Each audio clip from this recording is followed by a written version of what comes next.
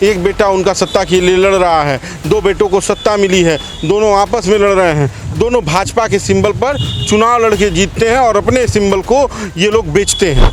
तो आप इस समीकरण को समझिए, इनको इनका सहारा अगर भाजपा इनको ना दे, समाजवादी पार्टी इनको सहारा न दे, तो ये पंचायत चुनाव ना लड़े, पंचायत चुनाव ना जीते। अब समीकरण सेट ही नहीं हो पा रहा है, योगी आदित्यनाथ के साथ ये लोग मैच ही नहीं कर पा रहे हैं। अब जब मैच नहीं कर पा रहे हैं तो सरकार की हिस्सेदारी तो यहाँ है और ये ऑपरेट किए जा रहे हैं दिल्ली से। अमित शाह के पास फोटो खिंचाएंगे, तो ये लोग समर्थन करने गए थे और ये बताने गए थे कि हम उत्तर प्रदेश की सत्ता हिला सकते हैं, हम दिल्ली की सत्ता हिला सकते हैं।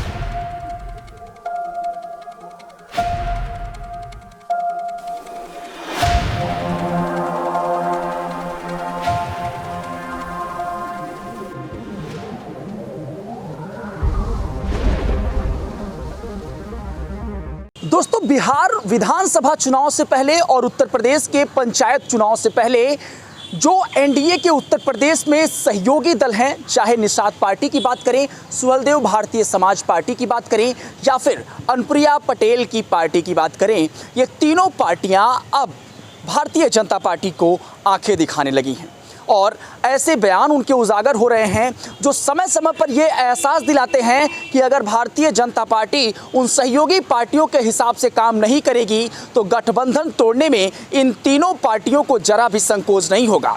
और इसीलिए संजय निषाद जब गोरखपुर में प्रेस कॉन्फ्रेंस करके ये बात कहते हैं कि अगर गठबंधन से फायदा नहीं है तो निषाद पार्टी से भारतीय जनता पार्टी गठबंधन क्यों नहीं तोड़ देती।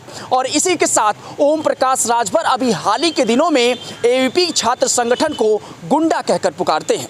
ये तमाम चीजें इस बात को संकेतित करती हैं कि कैसे जो सहयोगी दल एनडीए के हैं वो इस समय बीजेपी को आंखें दिखा रहे हैं, जिसका जो असर है वो पंचायत चुनाव में पड़ता हुआ दिखाई दे सकता है। क्योंकि हो सकता है आने वाले चुनाव में ये तीनों लोग, ये तीनों पार्टियां एक साथ मिलकर नए रणनीति को उजागर करें या फिर नई चुनावी समीकरण को उजागर करें।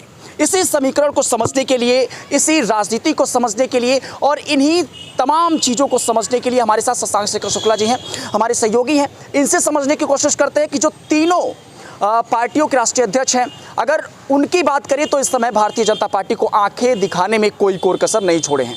सबसे पहली बात हम संजय निषाद की करेंगे। बीते दिनों प्रेस कॉन्फ्रेंस हुई और संजय निषाद ने जब इस बात को कहा कि अगर संजय निषाद की पार्टी, निषाद पार्टी से अगर भारतीय जनता पार्टी को ज़्यादा फायदा नहीं मिल रहा है तो तोड़ दे। मतलब ये तो साफ हो गया कि निषाद पार्टी साफ तौर पे ये कहना चाहती है कि अगर भारतीय जनता पार्टी उनके आरक्षण के मुद्दे पे मुखर नहीं है तो निषाद पार्टी जो है वो गठबंधन तोड़ भी सकती है आने वाले चुनाव में।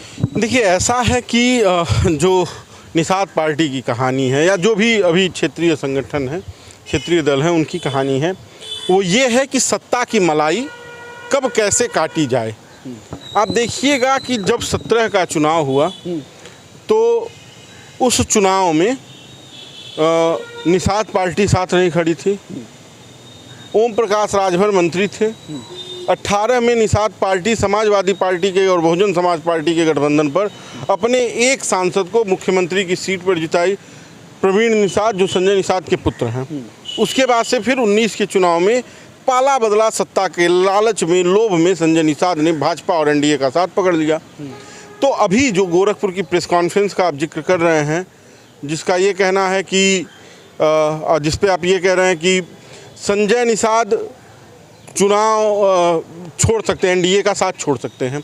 देखिए, उसका पूरा समीकरण ये है कि संजय निषाद अब ये जान रहे हैं कि भाजपा के साथ खड़े होने पे उन्हें उतना लाभ नहीं मिल रहा है। इसके पहले नगर पंचायत के जो चुनाव हुए थे, निकाय चुनाव जिसे शहरी निकाय चुनाव कहते हैं, उसके जो चुनाव हुए थे उसमें निषाद पार्टी को कहीं जगह नहीं मिली।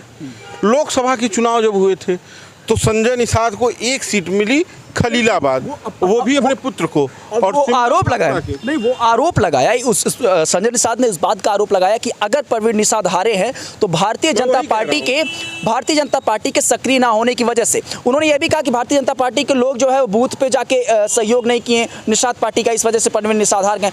इस बात का मलाल कहीं ना कहीं वो आज भी दिखता है। मैं वही कह रहा हूँ ना कि जब 19 में चुनाव हुआ, प्रवीण निषाद को भारतीय जनता पार्टी से संत कबीर नगर से चुनाव लड़ाए, उसके बाद से जब 23 का चुनाव हुआ, 24 का चुनाव हुआ तो फिर संत कबीर नगर से चुनाव लड़ाए। अपने वो पार्टी के राष्ट्रीय अध्यक्ष निषाद पार्टी के, MLC हैं भाजपा से, बेटा विधायक है भाजपा से, बेटा सांसद था भाजपा से। उसके बाद से जब इस बार 24 में हार गया तब से गम तो था, गम ये था कि भाई हमको मिला नहीं। उसके बाद से उपचुनाव में बारी आई तो भी भारतीय जनता पार्टी ने उन्हें झाड़ दिया, पल्ला झाड़ दिया। ओम प्रकाश राजभर का लड़का चुनाव लड़ा, वो भी हार गया।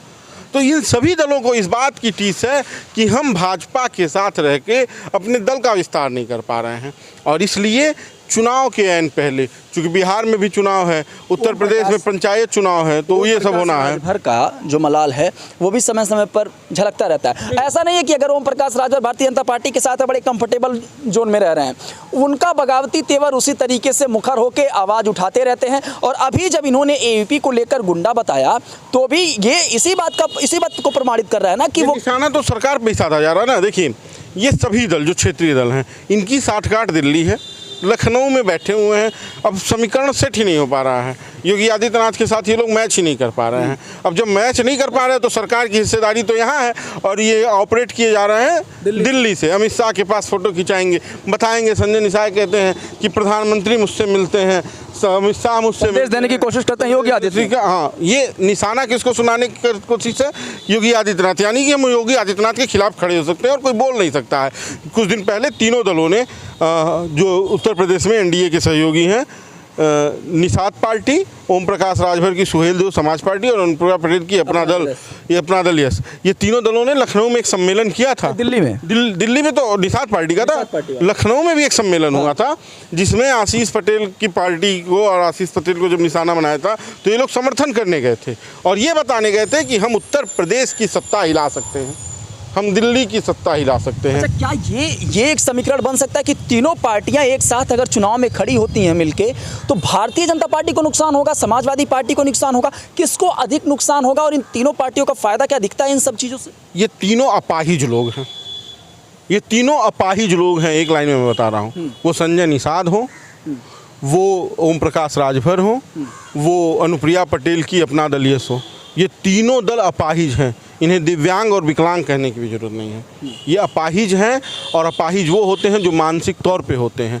इन्हें बिना किसी बड़ी पार्टी के सहारे एक सीट नहीं मिलनी है। इनके पीछे ये जो जनता चल रही है, जो ये जात की राजनीति करते हैं, वो राजभरों की राजनीति करते हैं, ये निषादों की राजनीति करते हैं, वो कुर्मी पटेलों की राजनीति करते हैं। इन तीनों लोगों के पास जनता के नाम पे कुछ नहीं है। इनके परिवार में बगावत है, इनके परिवार में लड़ाई है। क्या अनुप्रिया पटेल की पारिवारिक लड़ाई सबके सामने नहीं है? उनके साथ उनकी मां नहीं रहती हैं, वो पूरी तरह से अपने पति के ऊपर निर्भर हैं।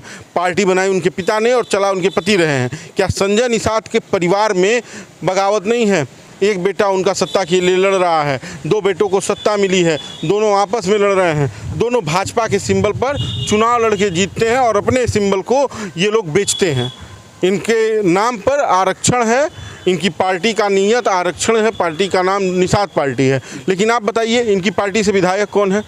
मेहदावल से विधायक है अनिल तिवारी, वहाँ नौतनवा से विधायक है ऋषि त्रिपाठी, यहाँ कुशीनगर की एक सीट से कोई पाठक जी विधायक है। तो मतलब जो भी लोग विधायक हैं उनका अटैचमेंट सीधे बीजेपी से है।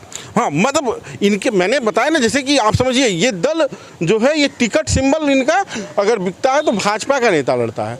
अनिल तिवारी भाजपा में थे, ऋषि तिवारी भाजपा में थे, कभी मानते हाँ, उनके घर पे आप चले जाइए, निषाद पार्टी का नाम नहीं लिखा हुआ है। तो आप इस समीकरण को समझिए, इनको इनका सहारा अगर भाजपा इनको ना दे, समाजवादी पार्टी इनको सहारा न दे, तो ये पंचायत चुनाव ना लड़े, पंचायत चुनाव ना जीते।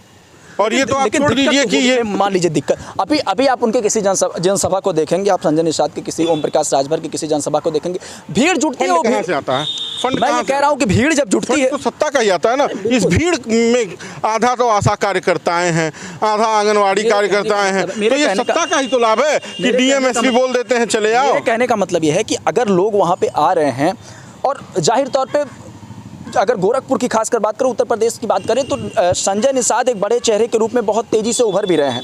अब उसका ये सत्ता है, ये सत्ता है, ये जान लीजिएगा, चेहरा नहीं उभर रहा है। जिस दिन ये सत्ता से बाहर होके भीड़ जुटा लें, उस दिन बताइएगा। सत्ता से बाहर हो जाएं, जमीन पर आ जाएं, खड़े हो जाएं, इस्तीफा दे दें, मंत्री न रहे, विधायक न रहे, सांसद न रहे, तीसरी रैली में 300 लोग नहीं मिलेंगे। मैं तीसरी रैली में 300 लोगों की बात कह रहा हूँ। इनके वहाँ आधा से ज़्यादा, मैंने कहा ना, इनकी पार्टी से विधायक हैं अनिल तिवारी। कहाँ से? मेहदावल से। जिला कौन सा? संत कबीर नगर। अगर इनको रैली करनी है तो उनको बोल दिया जाएगा भैया 10 बस आपसे चाहिए। तो मैंने कहा कि इनको जिस भी दल का समर्थन हो, वो भाजपा हो, वो कांग्रेस हो, वो सपा हो, वो बसपा हो, जिस भी दल का समर्थन होगा, वो दल जब इनका साथ देगा तभी इनके पास भीड़ होगी, तभी इनके पास लोग होंगे, तभी इनके पास कार्यकर्ता होंगे। वरना इन्होंने जो मानसिकता बना रखी है अपने कार्यकर्ताओं की और सिर्फ जात की राजनीति करते हैं, उसका एक एजेंडा ये है कि इनके पास 300 लोगों की भीड़ नहीं है। ये मैं आपको स्पष्ट बता रहा हूँ। तीनों लोग एक साथ आएंगे तभी बीजेपी का कुछ नहीं। मैंने कहा ना कि ये तीनों लोग एक साथ लड़ नहीं पाएंगे, इतना इन लोगों के पास व्यवस्थाएं नहीं, इतना फंड नहीं है।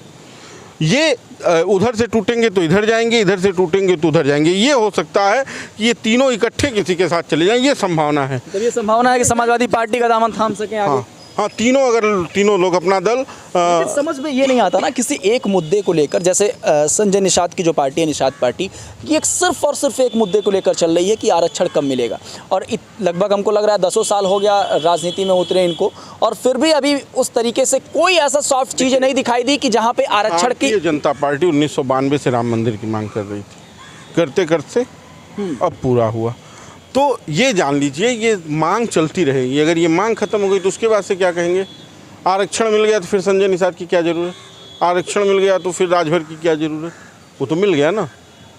ये आरक्षण का मुद्दा हमेशा चुनाव के पहले गर्म होगा, उसी गर्म तवे पे आरक्षण को भुना जाएगा और पका के खाया जाएगा। जो गणित है वो यही है, सत्ता में कैसे बनना है, संदा के केंद्र में कैसे रहना है। संजय निषाद जो वो मीठी मीठी आयुर्वेदिक वाली गोली जो होती है उसको होम्योपैथिक वाली गोली जो होती है उसको खिला खिलाकर कार्यकर्ताओं को और खासकर निषाद समुदाय से जुड़े हुए लोगों को कितना बरगला सकते हैं, ये तो देखने वाली बात होगी। क्योंकि आने वाले समय में ये तीनों दल के नेता और ये तीनों पार्टियां क्या एक साथ आगे आकर एक साथ जुड़कर बीजेपी के सामने खड़ी होते हुई दिखाई देंगी, ये भी एक बड़ा सवाल है। लेकिन ये सबसे बड़ा सवाल है कि अगर ऐसा होता है तो भारतीय जनता पार्टी को कितना बड़ा नुकसान आने वाले तमाम, चाहे पंचायत चुनाव की बात करें, 27 के विधानसभा चुनाव की बात करें, बिहार की बात करें, कितना जो है कड़ा टक्कर मिल पाएगा और कितना नुकसान जो है बीजेपी को हो पाएगा, ये एक बड़ा सवाल है।